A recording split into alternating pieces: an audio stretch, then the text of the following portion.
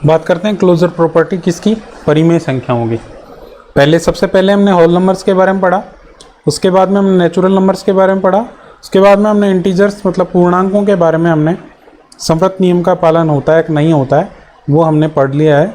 अब हम बात करते हैं परिमेय संख्याओं के लिए संवृत नियम का पालन होगा कि नहीं होगा। कौन कौन सी संक्रियाओं के लिए?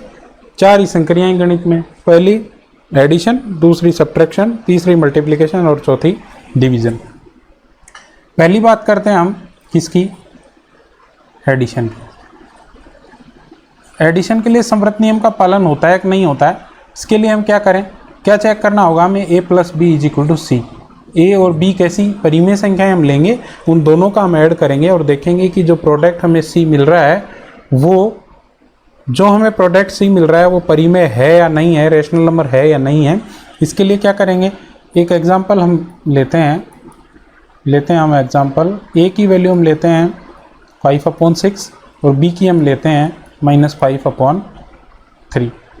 ठीक है, चेक करो।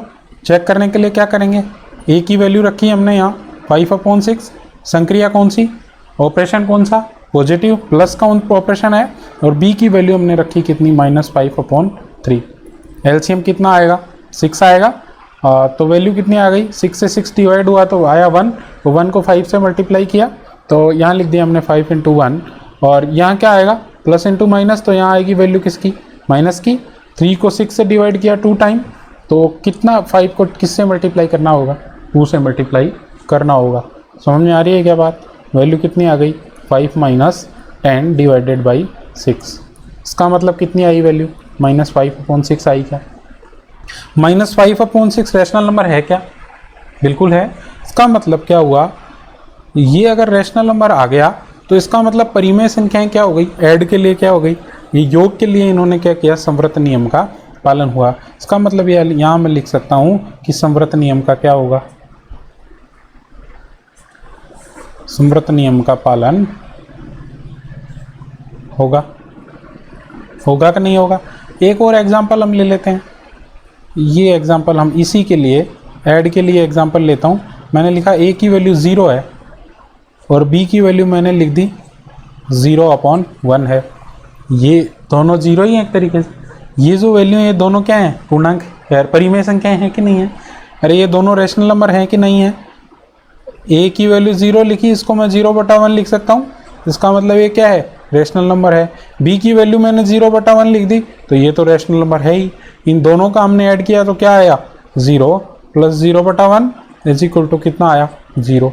और ये भी क्या आ गया, रेशनल नंबर आ गया। इसका मतलब संवृत नियम का पालन हुआ कि नहीं हुआ। अब हम बात करते हैं किसकी, दूसरी बात करते हैं हम सब्ट्रैक्शन की।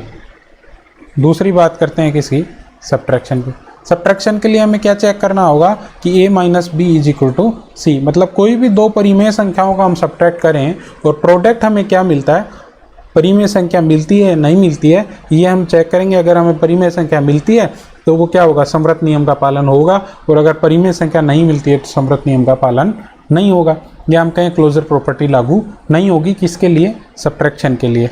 तो परिमेय संख्या लेनी है, a की वैल्यू कोई भी परिमेय संख्या आप लेंगे, जैसे मैंने लिखा 7/3, a की वैल्यू लिखी 7/3। अरे 7/3 परिमेय संख्या है कि नहीं है, कैसे चेक करेंगे, 7 पूर्णांक है कि नहीं है, और 3 भी पूर्णांक है कि नहीं है, और 3 ≠ 0 है। उसकी कंडीशन क्या थी परिमेय संख्याओं की, कि वे संख्याएं जो p/q के रूप में हो। यहाँ मैं लिखता हूँ कि परिमेय संख्याएं कौन सी, वे संख्याएं जिन्हें हम p/q के रूप में लिख सकते हैं, जहाँ क्या है, जहाँ p एंड q क्या है, पूर्णांक है। अरे पूर्णांक है, और q क्या है, ≠ 0 है। और पूर्णांक का मतलब क्या हुआ, ऐसी संख्याएं जो -∞ से लेकर के और +∞ तक हैं, ये वाली संख्याएं। इसमें देखो 0 भी है, माइनस की संख्याएं भी हैं, प्लस की संख्याएं भी हैं। ये क्या है, ये सब परिमेय संख्याएं हैं, पूर्णांक संख्याएं हैं। इनसे ही क्या करते हैं, हम परिमेय संख्याएं बनाते हैं। वे संख्याएं जिन्हें p/q के रूप में लिख दिया जाता है, वो क्या है, पूर्णांक संख्याएं हैं, जहाँ q बराबर क्या होना चाहिए, ≠ 0 होना चाहिए। तो ये वाली जो संख्या ये क्या है, परिमेय संख्या है। एक एग्जांपल और लेते हैं, b की वैल्यू हम लेते हैं -5/3। ठीक है, -5/3 करो, सब्ट्रैक्ट करो, क्या आई वैल्यू, ए की वैल्यू हमने रखी 7/3 और माइनस ये तो हमने क्या ऑपरेशन है, और ये वाली वैल्यू हमने रखी बी की -5/3। तो एलसीएम क्या आया, 3 आया। तो क्या आई वैल्यू, 3 को 3 से 1 तो 7 × 1, और ये माइनस माइनस प्लस हुआ कि नहीं हुआ, तो क्या आई वैल्यू 5 × 1। तो यहाँ हमारे पास आ गया 7 + 5 / 3। तो वैल्यू कितनी आई, देखो वैल्यू आ गई हमारे पास 12 / 3। भाग जा रहा है क्या, बिल्कुल जा रहा है, 4 बार जा रहा है। इसका मतलब वैल्यू कितनी आई, 4 आई। अब ये 4 रेशनल नंबर है कि नहीं है, तो 4 को हम 4/1 लिख सकते हैं क्या, अरे 4/1 लिख सकते हैं क्या, और ये दोनों क्या हैं, बराबर ही हैं। 4 को मैं 1 का भाग दे दिया, अब 1 क्या है, पूर्णांक है, और 4 भी क्या है, पूर्णांक है। इसका मतलब क्या हुआ कि ये रेशनल नंबर में बिलोंग कर रहा है, रेशनल नंबर में बिलोंग कर रहा है। इसका मतलब ये संख्या कैसी होगी, सब्ट्रैक्शन के लिए क्या होगा, समवर्त नियम का पालन होगा। समवर्त नियम का क्या होगा, इसका मतलब मैं ये कह दूं कि जब भी हम दो परिमेय संख्याओं का सब्ट्रैक्ट करेंगे तो आने वाला जो प्रोडक्ट होगा वो क्या होगा, पक्की बात है रेशनल नंबर होगा। इसका मतलब सब्ट्रैक्ट के लिए क्या होगा, ये समवर्त नियम का क्या होगा, पालन होगा। तीसरी हम बात करते हैं किसकी, मल्टीप्लिकेशन की। मल्टीप्लिकेशन की बात करने के लिए क्या करना होगा, a × b = c, ये चेक करना होगा। ये चेक करने के लिए वही कोई भी दो संख्याएं हम ले सकते हैं। a की वैल्यू हमने ली, a की वैल्यू हमने ले ली 0 ले ली, मान लो 0 क्या है, परिमेय संख्या है। क्यों है, क्योंकि 0 को 0/1 लिख सकते हैं, और 0 और 1 दोनों क्या हैं, पूर्णांक हैं, पूर्णांक है।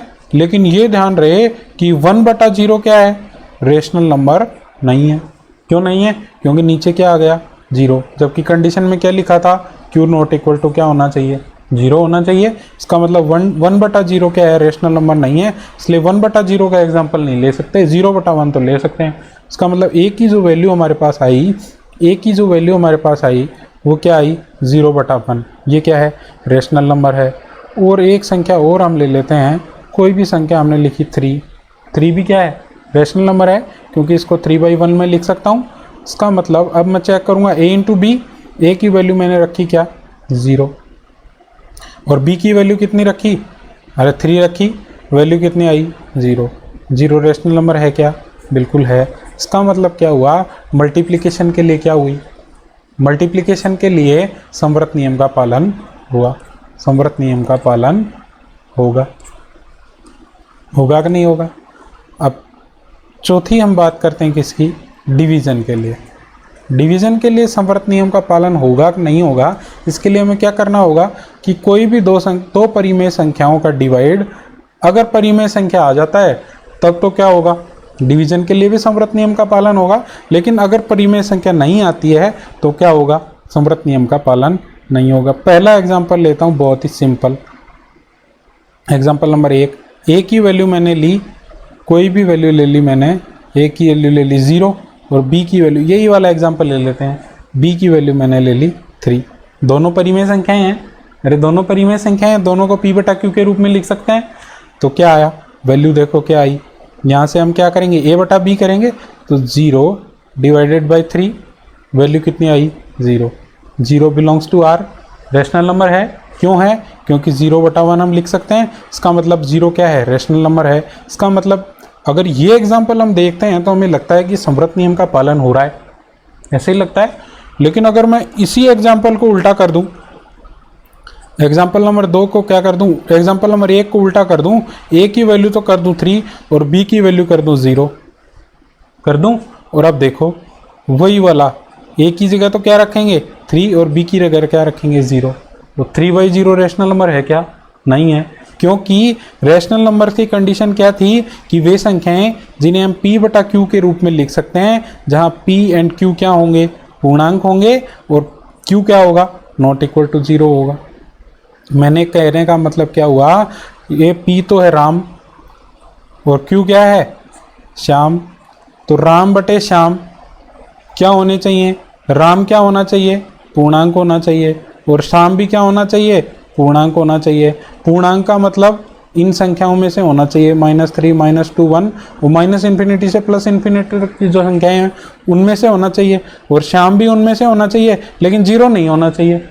पूर्णांक तो होना चाहिए, और पूर्णांक में तो जीरो भी आता है, लेकिन जीरो नहीं होना चाहिए। अगर श्याम जीरो हो गया तो ये क्या होगी, परिमेय संख्या नहीं होगी। यहाँ क्या हुआ, ये जीरो हो गया, देखो नीचे वाली संख्या जीरो हो गई, इसका मतलब ये रेशनल नंबर नहीं है। इसका मतलब क्या हुआ, डिवीजन के लिए संवृत नियम का पालन नहीं होगा।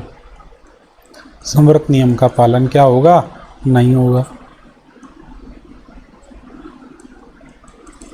ठीक है, आज के लिए इतना ही।